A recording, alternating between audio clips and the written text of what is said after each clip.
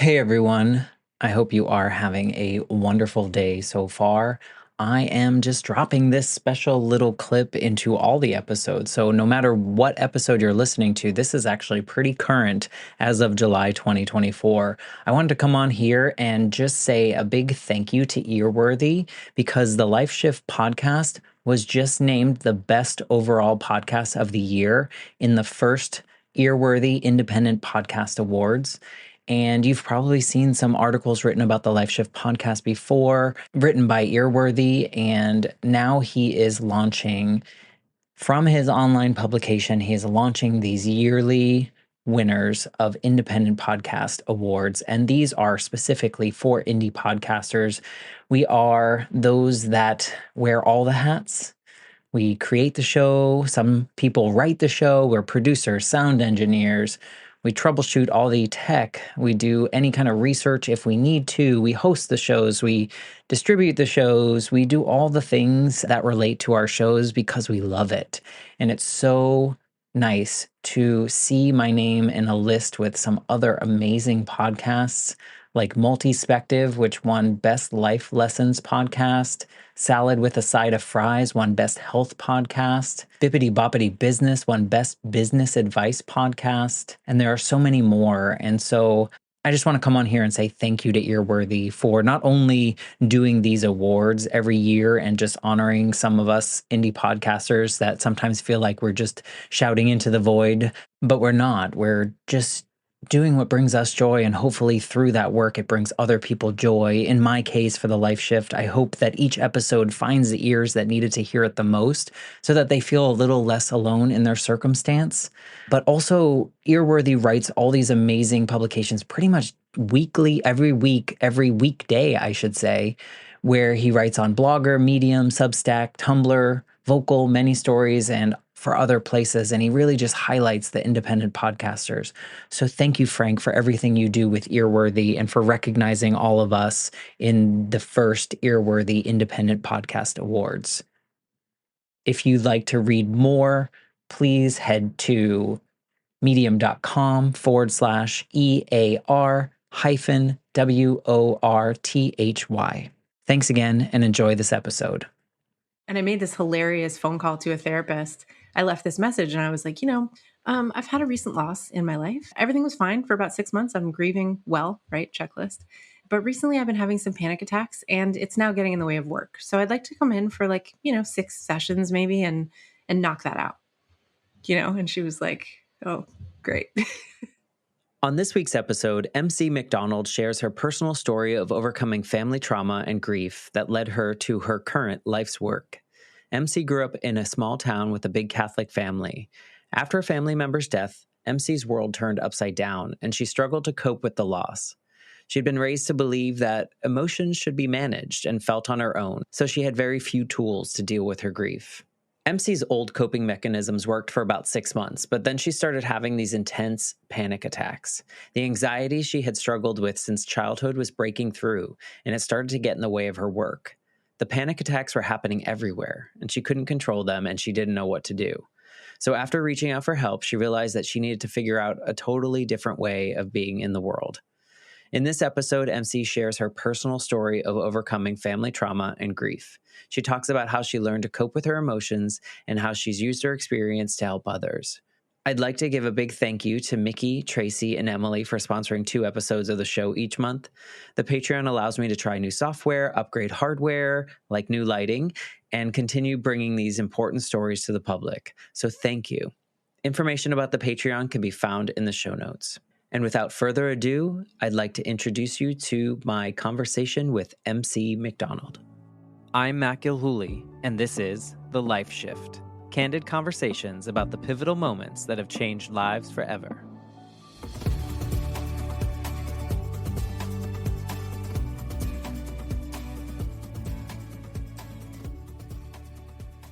Hello, my friends. Welcome to The Life Shift podcast. I am here with Dr. MC McDonald. Do we go by MC? Is that what we're saying? MC is great. Yeah. Thank you. Thank you for being a part of the Life Shift podcast. We connected through one of your connections and reaching out about you had just written a book and about your experiences and your knowledge in the trauma area and how we can process that. And so we'll talk a little bit about your book today, but I just want to welcome you and as part of this podcast because this is what I like to talk about in this weird way. Like, why would someone want to talk about trauma all the time? Right. I don't know if you feel that way as well, but Oh my gosh. Yeah. right? It's like, I think the trauma that I've experienced and since processed a lot of, I feel like it makes me a more well formed human being. Hmm. So I understand where I can break down and I understand how to process that moving forward. So, in some case, I feel that the trauma that I've experienced has made me a better person. Yeah, it's beautiful that you've gotten to that position because I think that is in the story arc for many people. I certainly feel that way as well. It has been, and I want to be careful with the language here because this is just how we're beginning, but it has been in a lot of ways a gift because it has brought to my life incredible depth and empathy for other people and understanding of situations that I wouldn't have had access to otherwise.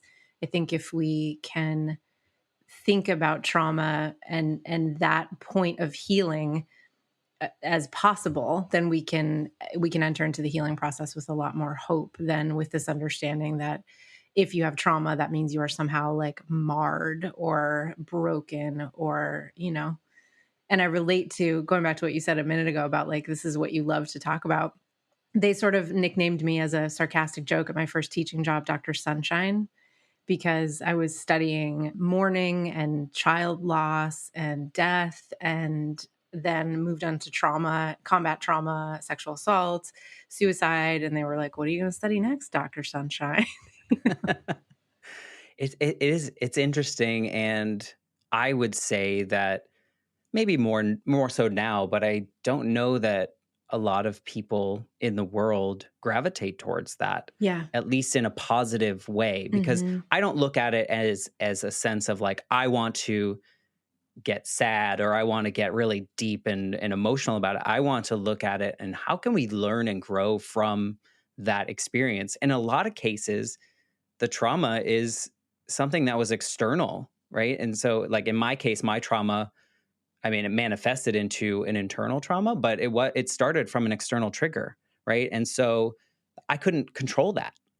And then I didn't have the tools to control the internal trauma that was happening because of it. And now, after processing, I think that I have more of those tools and I can acknowledge them and I can publicly acknowledge them so that maybe other people that are going through something can be like, oh, I'm not the only person to experience this Right. because sometimes we feel so alone in it. Oh my gosh, yeah. And then we get stuck and thinking that our experience is the only, no one has had it like this. Nobody could understand me. And then you end up with a very small life. I think that's so well said. I love having this podcast and this platform to be able to just bring it out. I've always told people that my goal really, truly, and this sounds so small, but so important for me, is that each episode finds the ears that need to hear it the most. And even if it's just one person that doesn't feel so alone in whatever they're experiencing, they're like, oh, someone else has gone through this and look what they've done with it. Maybe that's possible for me. That's kind of my goal, and I think that what you're going to share and the story that you are going to shortly tell us all about and kind of how you got there and how you got past it and what you've learned from it.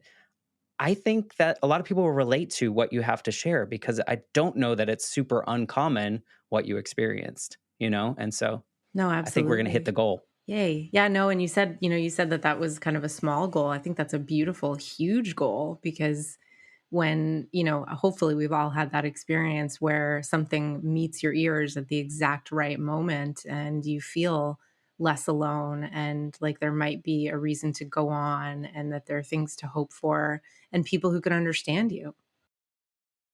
It's true. I say it's small goal because I think if you look at it from a podcasting perspective, people will be like, well, why would you only want one person to listen? Right. And it's not that only one person is listening, but if it hits the right ears at the right time, then we win. And before we get into your story, I just want to just say one more thing about that power of storytelling. It's not just for the listener. Right. right? Oh, yeah. The guests will come on and share a story that they've never shared before. They'll share it in a way that they've never, said out loud, and it can empower people.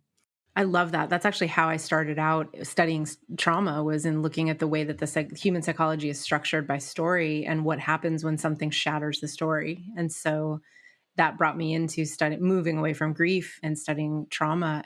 One of the super fascinating things about telling a story is that every time you tell your story, you're forced into an external perspective. So for me to talk to you about what happened to me, I have to kind of stand back from what happened to me in order to tell the story in a way that's coherent. And every time you do that, you're signaling to your brain that what happened is in the past and you are in the present. And that can really help you categorize the memory, recognize it as a memory, and stop having some of the symptoms that come up when we have an unintegrated memory that comes forward as, an instance of reliving instead of remembering. So you're absolutely right. It is super powerful to tell your story. And I love that you use the word empowerment, because that's exactly what I imagine. David Denborough talks about taking a riverbank perspective on your life when you're narrating. And so what that means is that if you imagine your life as the river that's flowing and you're standing in the middle of it, you can get knocked over, you can get really disoriented, you can lose your footing, you can feel dizzying. And so when we narrate, we step back and we get this riverbank perspective where we're standing on the riverbank and we're like, okay, I see the arc. I see how fast the current is going. I can make decisions from a stronger place. That's fascinating, and I love the idea of that shattering that really resonates. So, let's jump into kind of your story. What I love is when a guest can kind of paint the picture of what life was like leading up to kind of this moment and what brought you to that what we feel is your specific moment that changed everything for you. Yeah, so I grew up in a small town with a big family. MC stands for Mary Catherine, so you can imagine that we were a Catholic family. So I have five Matthew siblings. John. Oh, so you know exactly.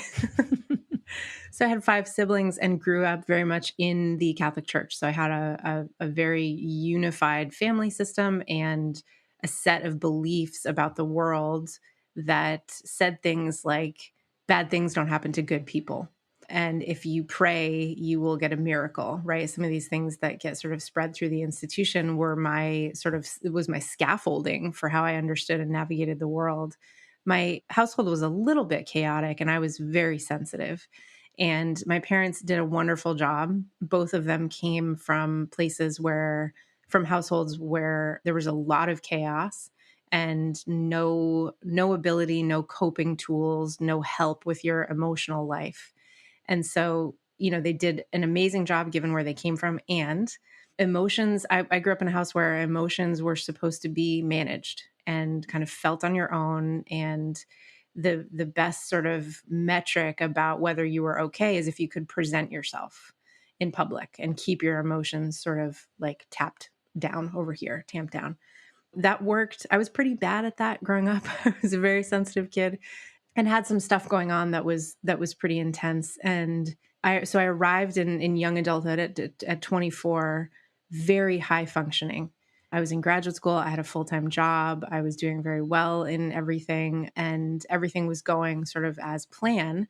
My coping mechanisms that I had learned in childhood were working. I was able to keep my emotions tamped down all the time and always just be moving forward. And then in 2005, my dad had this cold and it wouldn't go away. And at Thanksgiving, he had this cold. He had it, I think, in like October. It wouldn't go away. Thanksgiving, it wouldn't go away. Now he had some back pain. My father had an incredible work ethic and was a very cheery, joyful, jovial human. So to see him not feeling well was totally new. And so my like spidey senses started tingling. And I started being like, should you go to the doctor? Like, what's going on? And it was sort of like, no, it's just a cold. Everything's fine. Your body tells you when there's something seriously wrong. It turned out that he had a very late stage colon cancer that didn't have obvious symptoms because of where the tumor was. And so he went over the course of 10 days, went from like being at work and being pretty functional, except for not feeling super well, to dead.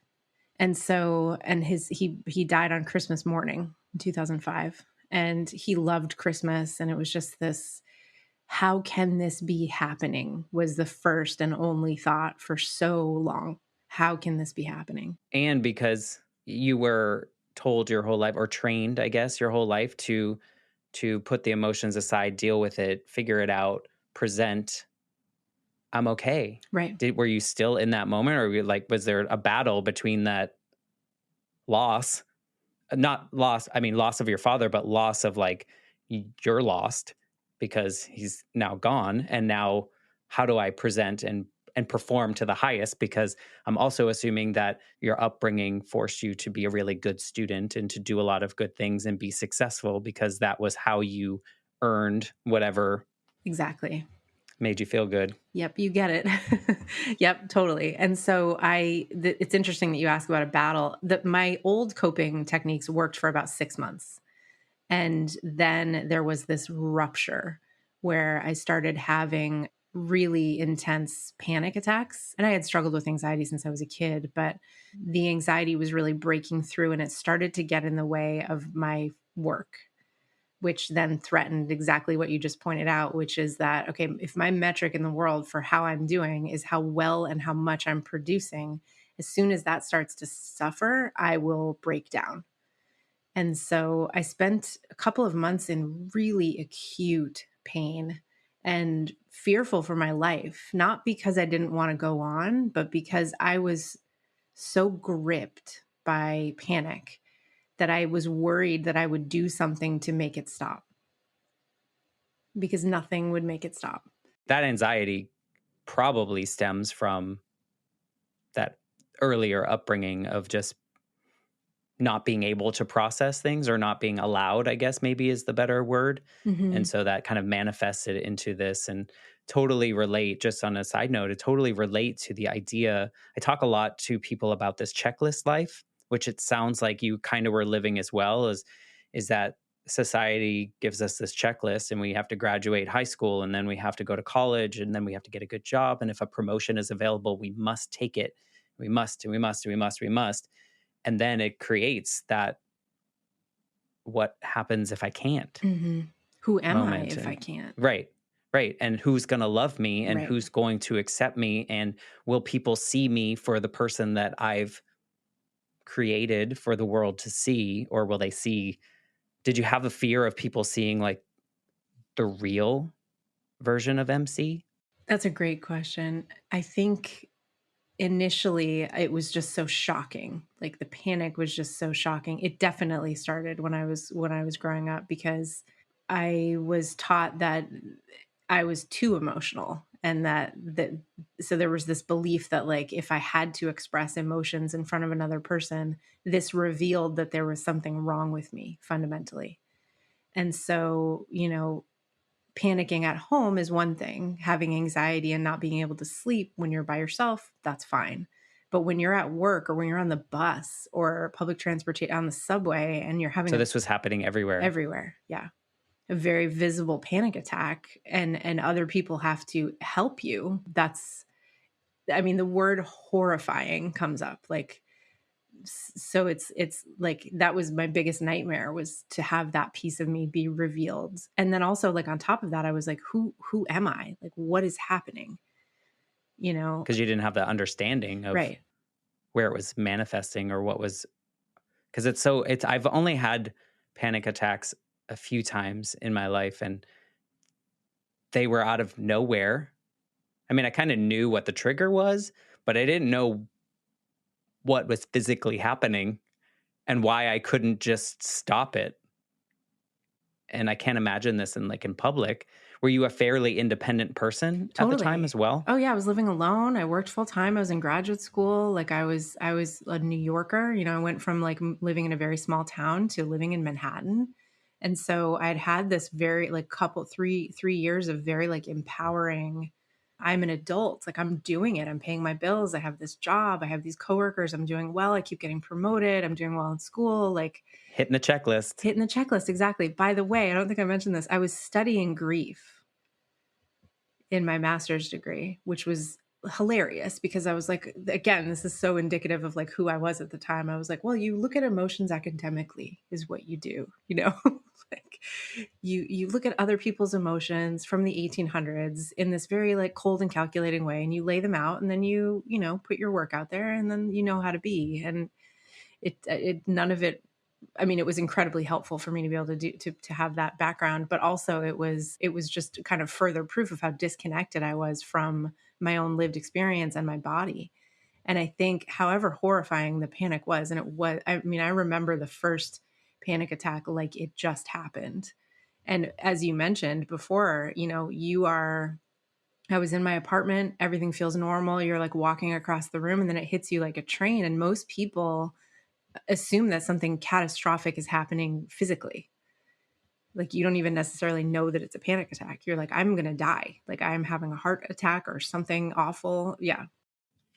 I can't explain it, and I can't actually, thankfully, I can't remember it Oh, for that's, me. yeah, that's good. I Yeah. remember I don't know, not the experience, but I remember, like, it happening and, like, the way I felt in, like, a nebulous sense, Yeah. but I don't remember the physical, like, I don't remember any of that, thankfully. Thankfully. Maybe Yeah. I pushed it down. It's fine. But no, I mean, I think it's important. I think it's interesting that you were studying grief, but also experiencing it, but also probably there was still kind of like some kind of wall in between those two parts. Huge disconnect, yeah. And I made this hilarious phone call to a therapist who, like, if I we worked together for the whole rest of the time I was in New York. I could probably call her today and she would remember this conversation. But I left this message and I was like, I've had a recent loss in my life, and I everything was fine for about 6 months. I'm grieving well, right? Checklist. And but recently I've been having some panic attacks, and it's now getting in the way of work. So I'd like to come in for like 6 sessions maybe, and knock that out. And she was like, "Oh, great." Yeah. Can you give me the list of things to do so I can process Exactly. this? Where's the Right. Yeah. checklist? Yeah. Exactly.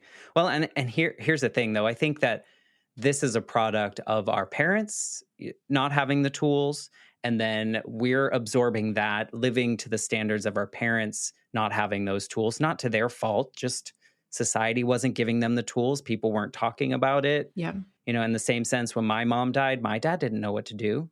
This was like late 80s, early 90s. He was no, and his mom didn't have the tools because she was born in the 30s. And so they didn't talk about, like, to your parents, like, they didn't talk about this stuff. And so, we're just doing the best that we know how to do at the time. And for someone that's high functioning like you, wanting to be successful, I could see you wanting, like, just, do you have a pamphlet that I Right. can just kind of Right. follow, like a recipe book maybe for getting through this? What did she say to you? I mean, she said, "I think I can help."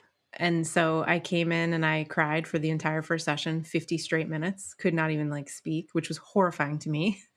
But again, I Because you think weren't allowed for so exactly. long. Right. Right. And then I think that was probably very important foundational experience for me trusting her, because at no point in that 50 minutes did she say, "Okay, pull it together," Yeah. like, You felt I safe. felt safe. Yeah. Was that your first time kind of breaking down in front of someone in which you felt supported and safe? Yeah, I think so. I had gone to therapy before in college. There were a couple things that were going on in college, but I approached it as, again, like, here's this thing that happened. It's kind of getting in the way. Help me fix it. I think those clinicians probably saw how closed off I was, but you can't get to somebody if they're not willing to go there. I was really surprised at how different that experience of therapy was, because I was like, well, this is just how you go for 6 or 12 weeks, you get a tool, you move on with your life, or you say the thing to someone who you can't say to anything else about, that you can't say to anyone else, and that's the work. But this was, and I think she recognized really really quickly, and didn't tell me, thankfully, that we were going to need to figure out a totally different way of being in the world. That was the beginning of the work. And you talk about these pivotal moments, like that was a pivotal moment. And I think two things are so merciful. One, our symptoms show up in the way that we need them to. So if I had had symptoms that weren't getting in the way of my work, I probably wouldn't have paid attention. And I think that's fascinating. Like, our bodies know how to get our attention. And the other merciful thing is that I had no idea how much I had to rebuild. And why do you say that part is merciful? Because I because it would have think, been overwhelming? yeah, if she had said to me, look, your way of being in the world is untenable. We got to start from scratch. We have to go through your entire childhood, everything that's happened to you, and learn how to be in your body, and then navigate the world and relationships in a completely different way. I would have been like, no, I'm good. Let's Do start you drinking. Well, I mean, sometimes it just feels insurmountable, and Absolutely. so you just don't do it. Right. Like, that mountain's too big, I'm not even gonna start climbing it, right? And it's just easier to pretend I'll walk around the mountain. It'll still be there, that's not going Yeah. anywhere. Or I'll just stand here or sit down or whatever. Yeah. Do you feel that the moment of you, like, actually reaching out for help was kind of your moment that changed your life, or did it get worse before it got better and there was another moment that kind of really changed it? Because it's always interesting to see, like, was it a phone call? Was it a an email kind of thing? That's a great question. I mean, that was an incredibly pivotal relationship. That phone call was very important. I remember where I was. I remember like I could be standing there right now where I was in my apartment, and what I said. But I think there were 1,000 moments because it's happening in therapy, and then it's also happening in the rest of your life. So you're having these conversations in therapy, and then you're having relationships and coworkers and stuff like that. So you're healing and doing work all the time. And so I think there were 1,000 pivotal moments, because I think also like the image that I'm getting is that I was really rebuilding, and it was like, brick by brick, like, okay, here's this moment and here's this moment. And some of those moments were humorous moments, and some of them were healing moments, and some of them were moments of being seen, and some of them were moments of like relational failure. But I'm also picturing, as you paint this picture, since I asked you to paint, I picture like a cinder block wall, and this is me just making assumptions here, so welcome to my podcast. Uh, but the cinder block wall that you have, because for some reason I'm picturing a cinder block I wall. did I don't too, know why it's cinder weirdly. block. Yeah. Okay, and it's gray and it's no paint or Mhm. anything. And that phone call was like that first, you like broke the first cinder block at the top, starting to like, we gotta take down this wall and we can build like a garden or a greenhouse or something else. But that was like maybe that first thing, because I think, there is some kind of like precipice that we get Mhm. to Totally. that makes us want to, like, okay, it's time. Like, and maybe this was a subconscious thing that you finally, I mean, you said you had gone to therapy, but you weren't really, like, you weren't ready for it. Maybe this was the time you were ready for it, Yeah. right? And you were ready to absorb what needed to be in that phone call. It's kind of just that first chisel. Yep. Yep. Yeah. I love that image because I think it's like, everything shatters, your whole belief structure shatters. So I'm picturing this sort of like apocalyptic scene, and you just go run and hide in a corner and you block yourself in. You build these walls around you because everything feels dangerous. And so, yeah, and that's not a tenable way to live in the world. And so when someone comes in and helps you, you're having to knock those blocks out and to see the world again. Well, and for someone like you growing up in a very, what's the word, sheltered in a Totally. way society, especially with a high demand religion and something that is, I don't know if you're still a part of that, but I'm not. Nope, I'm not. And and there are a lot of things that people are taught in high demand religions, or in just organized religions, I should say, that maybe are not real world, like real. Mhm, Like, I mean, they're mhm. nice thoughts, Right. right? But I don't know that they're actual things that you can go through. And so for the first time in your life, you were like, I need help. And maybe that's okay. Yeah, right. And like, I thought I could do it all, or I pretended that I could do it all and be very successful, but maybe I can't.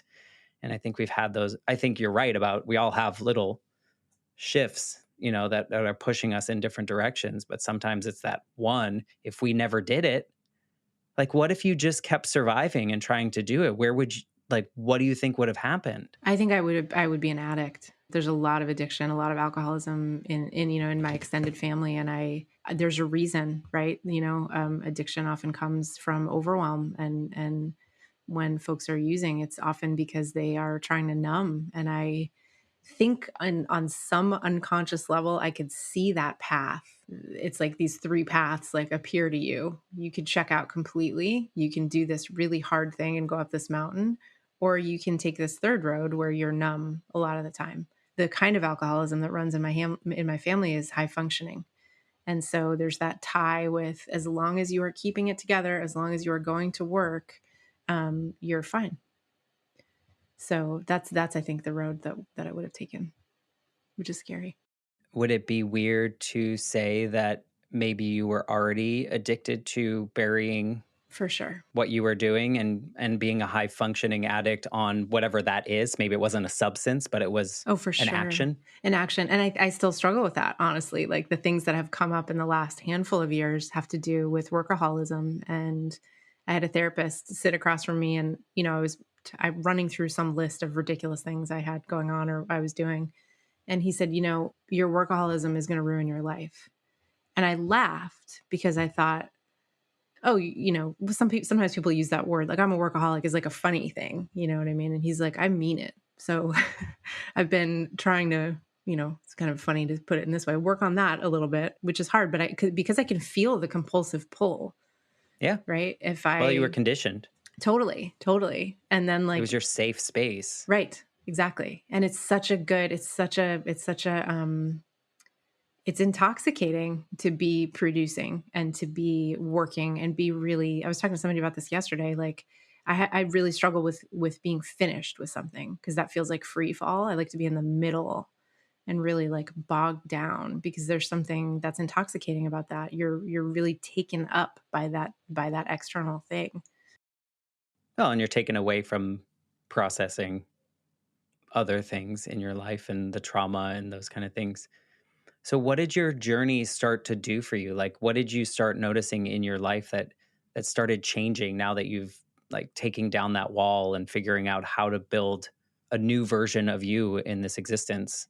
Yeah, that's a great question. The first thing that happened was that my relationship with my mom became, put under the microscope. My mom, I sometimes call a benevolent terrorist. She grew up it's so important to see our parents in a both and situation, right? Like the things she accomplished in her life were miraculous given the chaos that she came from.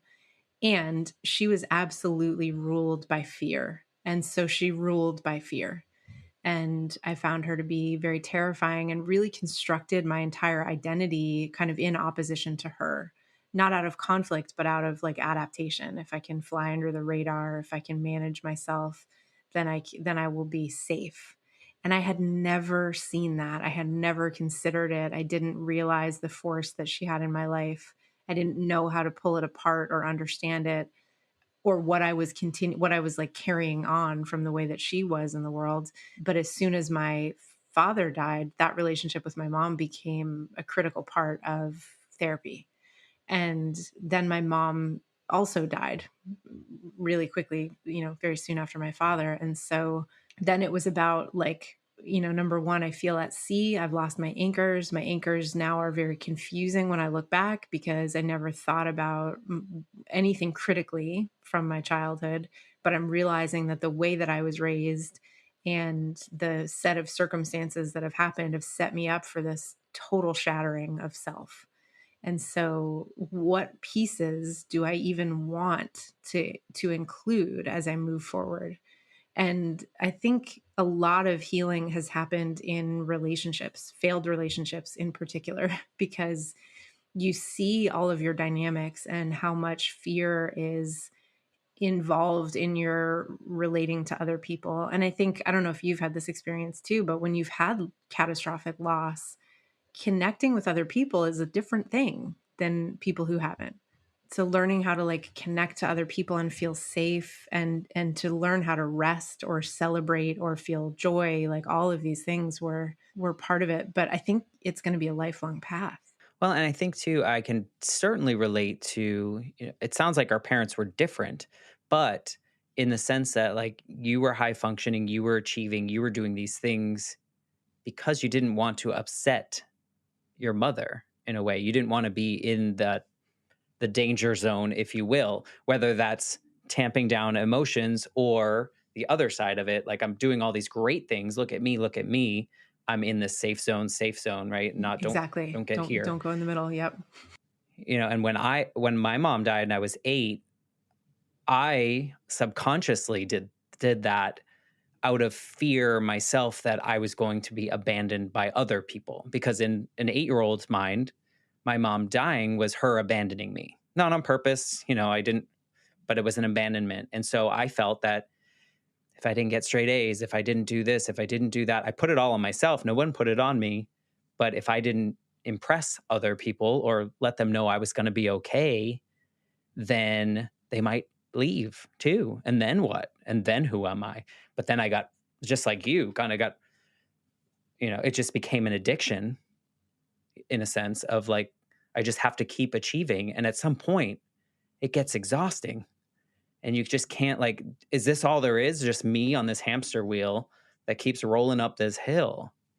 Did you ever, I mean, I know you said you're still working on that, but have you broken that down a little bit in your own life and the way that you approach work and the things that you love to do? And Yeah, I think so. I have so many questions I want to ask you too.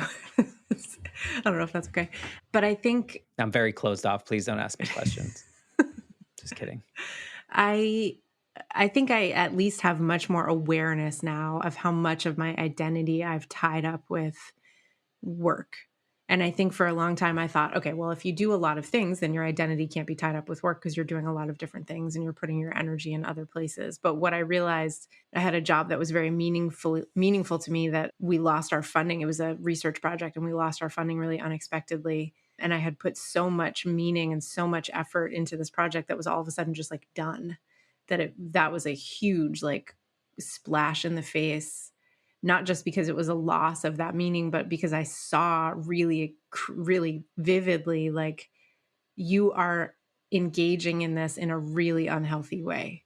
That was in 2019. That was right before the pandemic. This is really recent work for me where I'm like, okay, what's the balance between being really involved in things that you find meaningful and also having, some other things in your life and not tying so much up with one project or three projects where if they fail or something happens or whatever, you lose pieces of yourself, because having an addiction to work. I've never talked about this out loud. This is so interesting. Having an addiction to work is tricky because you can't just stop, right? You can't abstain. And so what you have to do is figure out how to dance with it in a way that's less compulsive and less about control and less about tying your identity up with things. So, and that being said, when things, in my personal life are tricky, I immediately go back into overwork. And I'll be a month in of staying up until 11 o'clock every single night, getting up at 7, sitting at the desk the entire day before I realize that I'm doing it. And so it's like, you know, here we are. Are you someone that throughout your life, whether before times or current times, are you someone that has celebrated achievements of your own? It's No. just what's next. Yeah. It's so funny that you say that exact phrase because I was a huge West Wing fan. I don't know if you ever watched that show. I didn't, But but I know what it is. right. So the president, this was always the thing. There'd be this huge drama that was going on. And usually by the end of the episode, or sometimes twice in the episode, it would pan over to the president and he would say, "What's next?" And I love that because it's so like, what's next? What's next? What's next? Celebration feels really foreign to me. It feels like dangerous. It feels like this is when something bad happens, is when you pause and you have the arrogance and the audacity to say, wow, I did a great job. That's when you get taken out by the knees. So, no, not a lot of celebration. I challenge you to do it. I am someone as well that, I mean, it goes back to my thought on this checklist life that I was living. It was very much, I did this. So what? What's next? Okay, it's the next achievement. Okay, great. Check mark. Go on. And just recently, I've tried to take a step back, kind of that riverbank feeling of looking at, wow, like I just did an additional graduate degree because I was bored. Like there's something to celebrate there. And the old Absolutely. version of me wouldn't have. Hmm. But it took me saying publicly, I like to dump my feelings on social media as much as possible because who knows who needs to see it. Totally. And I was like, guys, I'm almost finished with this degree. Should I go? I don't think I'm going to go. It's just like 30 seconds on a stage. And I got so many responses saying, you need to go. You need to celebrate. This is big. You've done XYZ. You worked a full time job. This was during a pandemic. And so when I got that feedback, I was like, you know what? I need to do a better job of this. And so with the podcast, I try to take a moment and reflect on what I've done over the time and what kind of achievements have come from that. But it's hard. And so I see a lot of the way I operated and still operate in what you're sharing as well. And so that's kind of where that question came from is we you need to, you should try to celebrate those big wins because I mean one just happened. I know this episode is coming out months later, but you just released a new book. I think you have other books as well, but you just released a new book in Yeah. March Yeah. of 2023. So maybe you can kind of weave in how your journey fed into that, or does it at all? Yeah, no, absolutely it does. And the book, I'm kind of laughing as you're talking because I've been sort of frustrated. Like, I don't have time to celebrate the book. I don't, so there's something coming up where I know that there's a need to pause and celebrate, but I think it feels very, there's this word in neuroscience, allostasis. Have you ever heard of this? I have not. Our systems they want homeostasis, which is just equal blood flow and electrical activity across the cortex or the system or whatever. But when we have chronic stress, the system does this adaptation called allostasis, which means it levels up to meet the level of chronic stress. And so the result of that, even though it's an amazing, beautiful adaptation, is that things like rest or celebration actually feel like threat to the system. And so knowing that plus this new information that we're just talking about here is like, okay, how can I walk my nervous system into celebration in a way that feels safe to my body so that we don't, because the thing is, I don't know how you felt on that stage if you did go to graduation, but I did go. oh, yay, good. That might have felt really scary or like, oh, I don't, yeah, that everyone's telling me this is a good moment, but like I feel kind of like tense. Like, what was that like for you? It was, I mean, if we're being honest, it was exactly like I expected it to be. It my 40 years of not celebrating was very much the same. Like, why am I here? Why am I doing this? Looking back, though, reflecting on it, I'm glad I went. I'm glad that I took and I made a mark in the sand as this is how I celebrated that. That's complete. Now I move on. But, graduations are not exciting. Right. Just in general, they're They're kind of not. boring for most people. Yeah. You're on the stage for 30 seconds. Yeah. So, You're sweaty in but your it was robe. Yeah.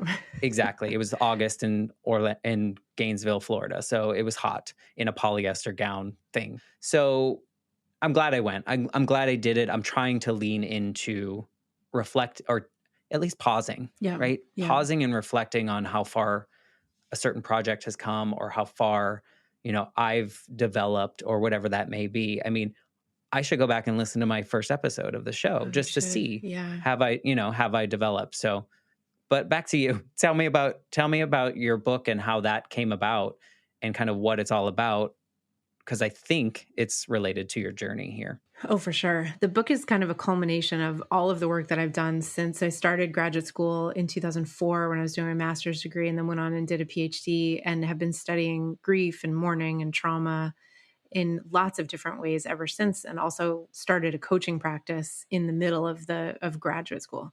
So you can see the overwork Coaching on on trauma. I had all this work from these different places. I'm also an interdisciplinary scholar, so I pull in philosophy, psychology, and neuroscience together because it's my belief that when we have the disciplines in conversation with each other, we actually get a holistic view of what we're looking at, which is much more helpful when it comes to treating and understanding than if we're looking at it from a siloed place.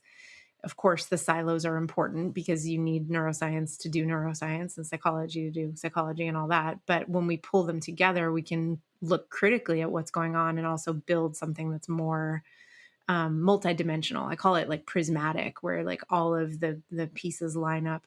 So I had all this interdisciplinary work. I had this work with clients, and then I had this personal experience. And I've been publishing in the academic world since I finished my dissertation in 2015.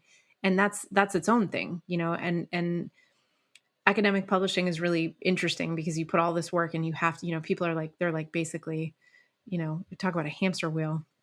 It's like the hamster wheel's on fire. And if you don't keep running, you're going to, Yeah. burn. And so you're publishing and publishing and publishing and doing all this research that feels really important to you, of course, and nobody's reading it. It's not having any, it's not impacting anything or anyone except for these tiny little, places, these little circles. And so I thought, I kind of want to go rogue. I want to write a book for everybody because I have a really unique set of pieces of knowledge.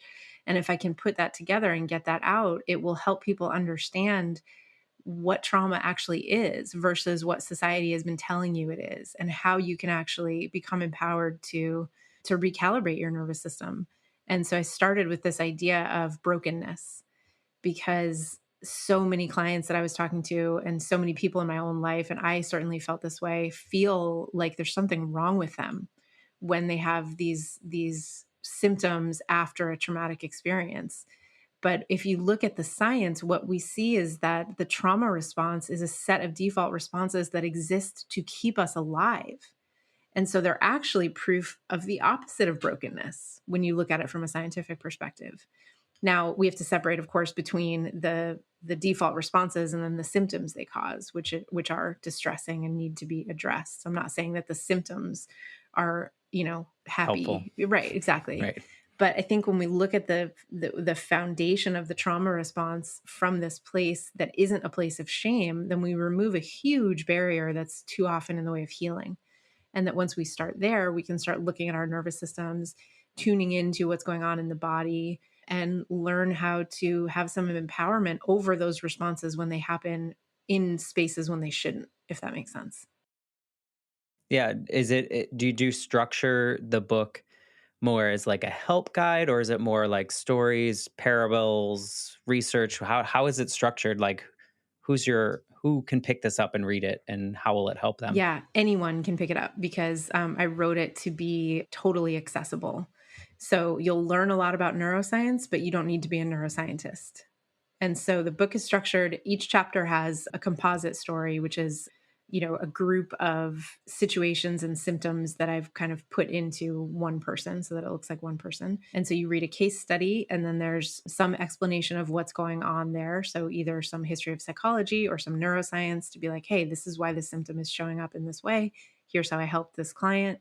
And then at the end of each chapter, there's one or two tools that you can practice and use in your own life based on what you're struggling with. And so the goal was to really make it a book that was easy and actually fun to read, but also gave you a bunch of information, because I think a lot of people turn to books like The Body Keeps the Score, which is amazing, work of genius, super dense and doesn't have a lot of like, okay, if this is you, here's what you do. If this is you, try this, right? So there's not a lot of like humanness in that book, if that makes sense. Have you ever read What Happened to You? Yes, of course. Yep. I did actually at book club on that one. Yep. I had another guest earlier on. He recommended both of those books, and actually The Body Keeps the Score has been recommended multiple times by people that I've talked to on here. Some that ventured into psilocybin to try to help cure chronic PTSD, another EMDR, I believe. Another one was kind of influenced by that book to try that out, and both successful in what worked for them. And so what that tells me is that when someone's ready, just like therapy, just like anything else, they can pick up these tools, whether it's your book, name of it is Unbroken. Yep. Unbroken. The trauma response is never wrong. So they could pick up something like yours. They could pick up, whatever book that's there. When they're ready, that book can help them, because we all know you could read something till you're blue in the face. But if you're not ready to absorb that or to internalize any of that, it's just words on a page, right? And I think one of the reasons why I crafted the composite stories the way that I did is because I think it's really critical that we see ourselves in the stories and can relate to pieces where, you might not have had the exact experience, but you're like, oh man, that really resonates. And that's missing from a lot of books that are more sort of textbooky or dense, because they're trying to get a ton of information across, which of course they do well. But I think when we see ourselves, in my own memoirs in the book as well, a little bit. And so A little bit. a little bit, not this workaholic stuff. That's new. That's in the next Yeah, book. And, and I think it's wonderful to take what we know personally, but then in your case, take what you've studied for years and years and years and find a way that you can help others through your really tough times, but also the things, that you've learned. Question for you is, putting this book together, did it help you heal more in your own journey by kind of crafting this book? Because I mean, writing a book, not that this is like your first thing you've ever written, but writing a book like this and putting it out there like this doesn't seem like what the younger MC would have done, because it exposes you more. totally. So how did it help you heal in any way?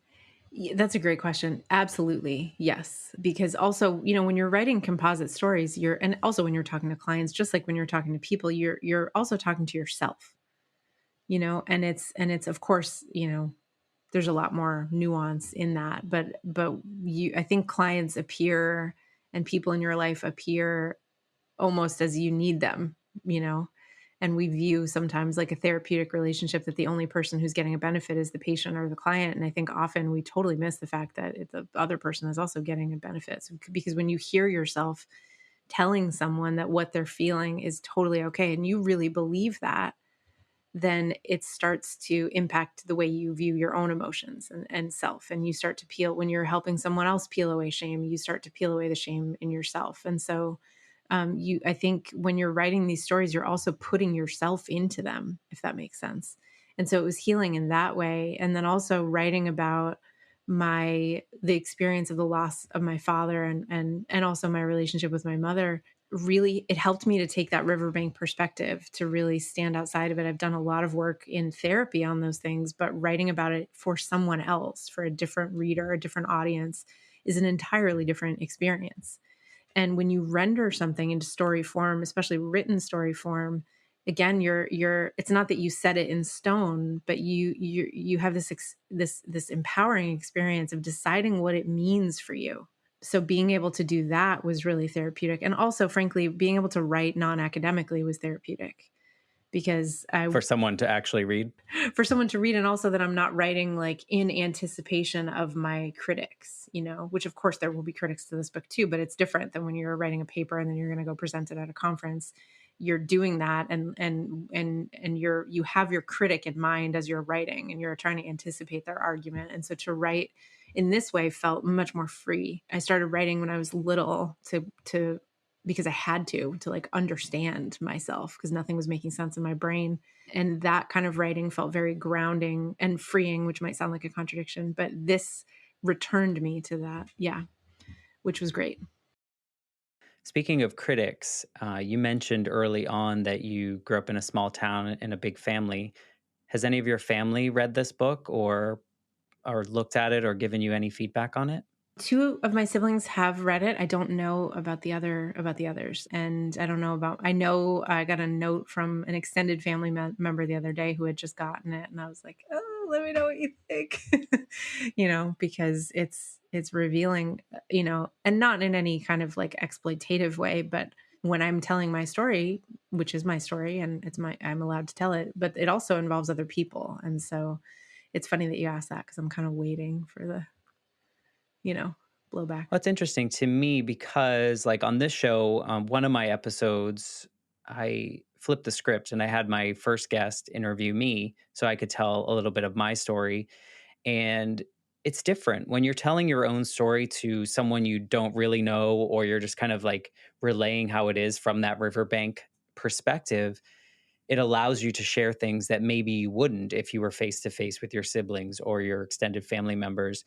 And one of the best things that came from that was the ability for my father to sit independently and listen to me tell that story to someone else, because he lived that experience with me, but he saw so many of the experiences in a different perspective because one, he was in, this fight or flight mode trying to protect an 8-year-old who just had a parent die, now becoming a single parent. My parents were divorced already, but like that wasn't his sole responsibility. My mom was my primary caretaker. And so he saw a lot of those experiences differently. And what happened is he was able to listen, and then we were able to have a conversation about it, about how certain moments we didn't realize the other person was feeling one way or the other. Again, a product of the time period, and people weren't really talking or sharing or those kind of things. But there is a value in that. There is a value in sharing our stories and then letting other people hear how that story was for us. Because your siblings may have experienced Oh, it totally. differently Absolutely. And or as seen it differently. right. And as you know, in a family system, people grieve differently, and that can be really confusing because everyone's got the job of grieving to do that they have not signed up for, but now are tasked with. And what we need can be really different from each other. And that's sometimes because, again, we live in a grief phobic society. There's not a real, we don't have a narrative or a way to navigate that out loud. And so often we just come up against each other's different accounts of what happened, what things were like. And that's not even just true with grief. That's also just true with like being in a family, right? Different siblings have really different experiences of the same parents. And that's not because one of them is lying. It's because we have different experiences of the same thing. And so, yeah. I'm curious if you don't mind me asking, like, what was that like? Did anything come up that made your father defensive or like was super surprising for either one of you? I don't think there was anything that was dramatic. I think that because it's been so long, this year it'll be 34 years since my mom died. And so there's been a lot of growth in both sides, in just how we've talked about stuff. I think it was just interesting for him to hear it laid out as a narrative because I think when you normally have conversations with people, it's just little segments, right? You're not talking like, here's what happened all the way to the point when I watched my grandmother die, like, and that whole breadth of stuff. He understands my grandmother part because we had developed, I was an adult and we had talked about a lot of things. He didn't necessarily understand because for both of us, the time period when my mom died was very much a fog. We were just trying to survive at that point. And so nothing crazy. And there was I think there was a lot of apologizing from my father, which was unnecessary in my perspective because I truly believe that everyone that was around me, whether they did a good job or not, were doing the best that they knew how to do at the time with the tools that they had. And I can't fault people for just trying to do their best, even if we look back on it and it doesn't seem like it was the best thing to do. So there was a lot of apologizing, and I was like, that's unnecessary. I'm not faulting you for any of who would ask for this? None of us. We just tried to survive. And, I think like we started out in this conversation, these moments made me this version of me. So all the struggles that I had, all the things that I went through created this version of me. Had I not done that, who knows where I would be? Probably wouldn't be talking on this call. It's just, I'm grateful for all of that and that experience. So I don't think anything crazy. Oh, that's good. That's good. Yeah. So I always like to wrap these up with a question of kind of like looking back. And so I'm thinking this version of you, you just released this book out here in March 2023. You've kind of processed, you've put your own stories within those composite stories. Is there anything you could say to that version of you that still hadn't picked up the phone to call that therapist about like what you know now and what you've processed since then? I love that you asked this question. It's like one of my favorite parts of your podcast. I think that the thing that comes up whenever I think about myself in those moments is just like, oh, honey, like you're okay. Everything that you're feeling is okay and it's normal and none of it is going to take you out. And if you can just see this as a wave, let the wave hit you, you will get up again and you will keep moving on. And the waves are coming from everywhere. And so sometimes they're going to come from behind you and knock you over. And that doesn't mean you're doing it wrong. Your job here is to figure out how to keep standing up. Yeah. Someone asked me that the other day. I was guesting on a podcast and I was like, wait, you're not supposed to flip the script here and ask me this question. And it's mine would be very similar talking to that 8-year-old version of me. There's nothing I could say that would make his life any better in a way of like you just lost your mom. So that your whole world is going to be different now. But I would want him to know that however he felt at any moment in time was a-okay. And there was no need to be sad all the time, not feel like you have to be sad, or if you have a great day, that's okay too, and that all of it is okay, and that you'll find your way. But I think if I had permission from, not that I didn't have permission, but if I had a verbal permission to feel however I was feeling at any point in time, I think that would have changed some things in my life. So it sounds like yours is very much the same as like it's all going to be okay and this is all normal. Yep, yep, yep. And you don't have to go to war with yourself for having a feeling, because this is already hard. And so why go to war with yourself about it?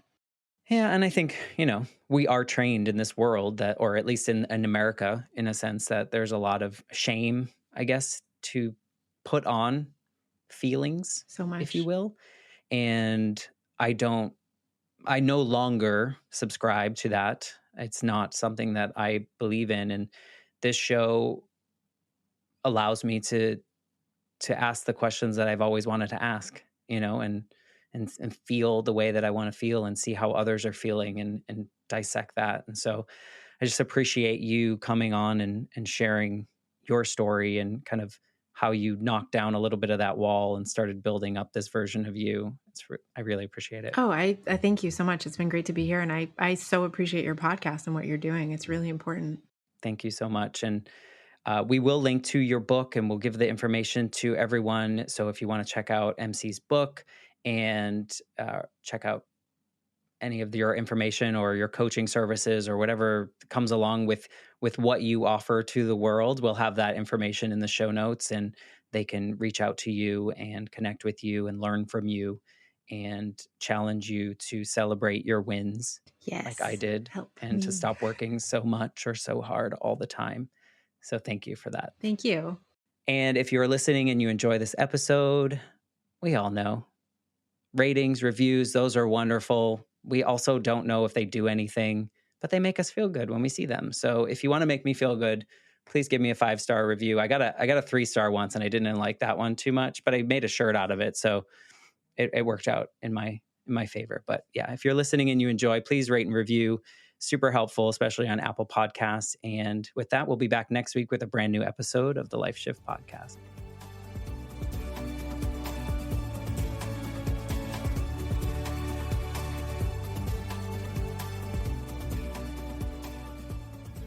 For more information, please visit www.thelifeshiftpodcast.com.